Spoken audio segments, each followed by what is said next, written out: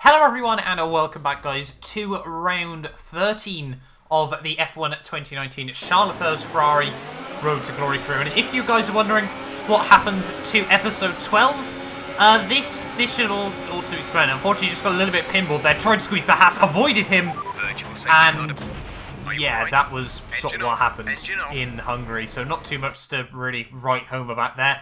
Unfortunately as well, no qualifying comparison moving into the Belgian Grand Prix, mainly because obviously the real-life qualifying was absolute carnage and wet, so sadly, obviously, there's no point doing a comparison with a lap that's 16, 17 seconds slower than my own. So yeah, we dive straight in then to the Belgian Grand Prix here today. Obviously, really looking forward to this one. One of my favourite track on the Formula 1 calendar as well. And obviously, let me know as well if you guys do prefer this sort of style. But yeah, a huge thank you for all the support still on this series. Every episode so far seems to blow my mind. I think Germany now has got over 2,000 views, which is really good for, for the channel with 10,000 subscribers, to be getting that is really good. So I cannot thank you guys enough. Yeah, look at that, 2,500 views at the time of recording this. So yeah, big thank you to you guys for all the continued support on this series.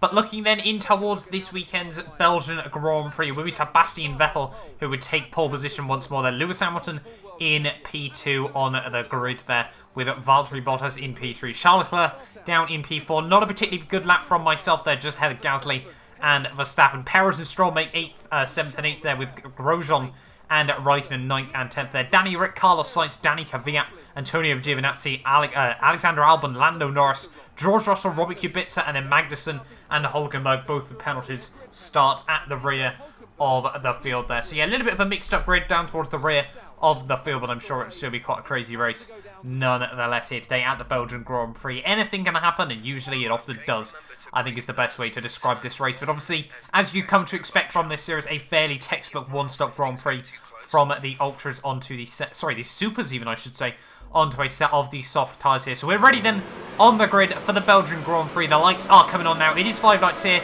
in the Spa-Francorchamps circuit. It's lights out and away we go. Not a particularly brilliant start from myself there. That's Gasly. It's going to be able to fly straight past me in towards turn 1. We get back round the outside as we come through turn 1 again. Nice double lockup on the corner there. We do get right around the outside of both of the Red Bull cars. That holds us on to P4 there. Sergio Perez having a fantastic start to hold on, well, move up even, I should say, up into P5. And now we get on board the slipstream train as we come up the Camel Straight here, down in towards the Blanchimont chicane, if I'm not mistaken. Yeah, not even Blanchimont, even I can't quite remember the name of the chicane at the end of the top straight here. You can see coming through the chicane. Now we've got the Mercedes side by side, Hamilton and Bottas there. We're going to try and get the switch back. Maybe 3 wide we go down the hill here. Who's going to come out on top of this one? I bet out nice and early there. We saw at Germany how, usually Mercedes battles don't end up going too well for myself. So I wasn't able to take the risk tonight there as we get very close to the back of Lewis Hamilton as we now plummet down the hill in towards P1 here, who is, well, they're all very close to each other. They take a lot of curb on the way through. Actually got quite lucky that it didn't over-rotate the rear end. It basically just gave us quite a bit of extra turning through the corner there. We can see Hamilton very slow though on the apex, so we go right around the outside as we come through the Fania chicane there. Really happy with that one there. Sort of a move that wasn't really intended, but sort of just happened really at the end of the day there. And now we get all on the back of Bottas here as we come out of Stavelot here, up towards Blanchimont to finish off the lap here. Who is going to come out on top with gaining so rapidly on the Mercedes here. The Ferrari really has got a good amount of top end there to the outside of Bottas there, and he's going to give you the squeeze onto the grass. We lock up the front inside wheel there.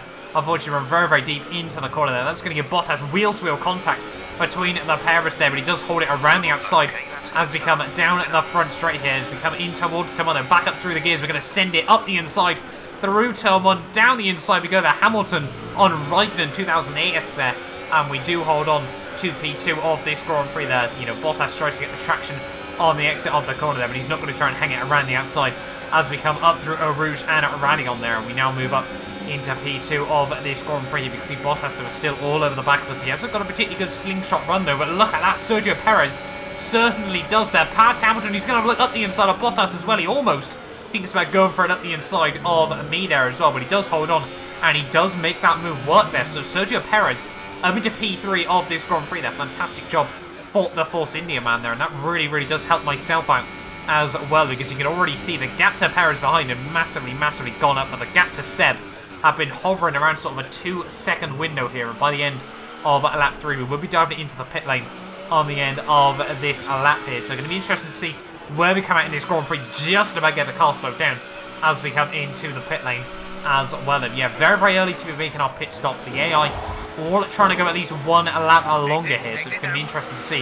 Hopefully we don't get held up in all too much traffic as we come out of the pit lane. Now you can see we're down to P12. We're going to lose a couple more places there, but we're going to be around about where Magnussen is as we come out of the pit lane. Now, are we going to be ahead of the Haas car? Yes, we just about are here. He's going to get a bit of a better run down the hill, but obviously he does very much equal out very, very quickly here, especially using the rich revs and the overtake mode as well. That we're going to try and get back up the hill and hold that gap to Kevin Magnussen behind us here. So really, really happy with that one. And hopefully now we can try and continue on as you can see Sainz and Kvyat, obviously old Toro Rosso teammates for a short while, having a little bit of a battle just up the road here. Are we going to get close? Yes, we do. Almost right to the back of Danny Kvyat here because we come through the next couple of corners. Trying to get close to the Toro Rosso there. Huge, huge moment on the exit of the corner there. Around the outside in towards the heaven here. And Kvyat is going to understeer out wide into me there and spin himself into the wall there. And that was not exactly what we wanted in this race, but the safety car once again has been deployed in yet another Grand Prix this season there. So not really too sure if that's a blessing for myself or not there as we come towards the end of the lap. We're going to get a good idea of where we are in this Grand Prix here. But yeah, not too sure what we really could have done against Kvyat there, because personally felt, we gave him the room on the inside, but the AI just tend to understeer out wide ever so slightly. But yeah, we are going to come back out in P2 of this Grand Prix. Luckily we had such a big gap to Sergio Perez before we made our pit stops here that we would be able to hold on to P2, and this now gives us a golden opportunity as we are now all over the back of our teammate Sebastian here with just 5 laps to go of the Belgian Grand Prix. Who is going to come out on top? Once again, the gap in the World Championship is down to just 2 points after Seb was able to take home quite a few points out of me in Hungary here, but it's going to be interesting to see how we fare here. This could be for the first time this season since Australia someone other than Charles Leclerc takes the top of the Drivers' World Championship, obviously, and that was Seb after the win in the Australian Grand Prix here. Hasn't quite been the season for him so far, but these last few rounds he has had a real upturn of success here. You can see Dave breaking down in towards the final couple of corners of the lap. The safety car is now in, and we are ready to resume racing once more. They were really struggling to try and get the car turned in through the final couple of corners there, and that's going to give Seb a really big opportunity there out of the final corner to once again just try and build up that gap once more here. And we aren't going to give up on this one there as we just struggle to get the nose turned in for turn 1. We're not one to give up. We are going to try and continue pushing on, and by lap 8 we've been able to close that gap back down here, so hopefully we can try and attack our teammate Sebastian once more here. We do not want to give him the lead of the World Championship here. We want to try and hold on and build up our lead once more here after a tough couple of rounds even, I should say, over the last couple here. But in towards Blanchard here, you can see just how much we're gaining once more. They're 206 miles an hour through the corner there to the outside of Seb. Is going to be almost running into the side of me there. Seb really aggressive there, trying to hold on to the place there. Not really too happy with that one. We had to bail out a little bit earlier than I would have liked there. And yes, Seb clear that he wants to try and fight for this victory as well here. We set the fastest lap of the Grand Prix, and we try to get close as we come through turn 1 here. Nice and early on the power on the exit here. And are we going to be able to make any sort of move work up through a Rouge and Rally on here? We try and get closer once more. They use the overtake, use the rich revs, the DRS even should now be enabled as well here. So hopefully we can try and use this to try and give ourselves a bit of a better run as well there. And just look at the closing speed we have over Sebastian. He's going to play defensive there. We're going to move to the outside and in towards the braking zone.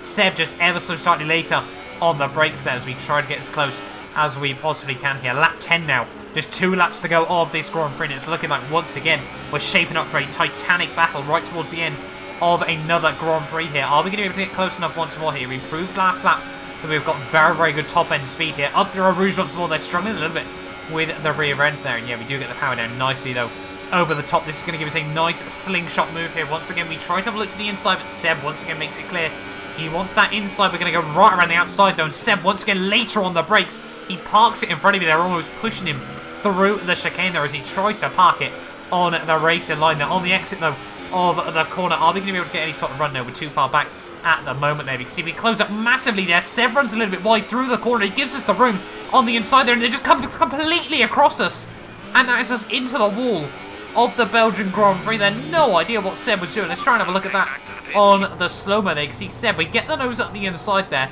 He does give us the room there. Clearly struggling a little bit there, as you can see, he was a little bit wide through the corner. We saved the rear end there. Look at that, Seb just comes clean across us.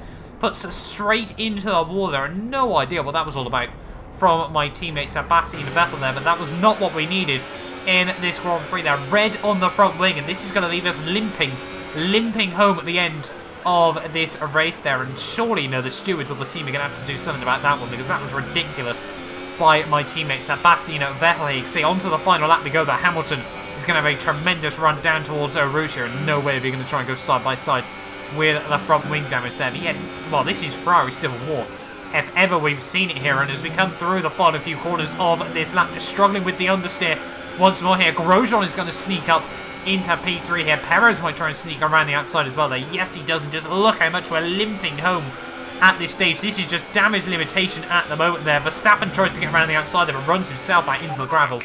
Not too sure what to make of that one there. But yeah, through the final couple of corners then of Sector 2 and in towards the final sector of this race, Sebastian Vettel is going to come through for the Grand Prix victory there.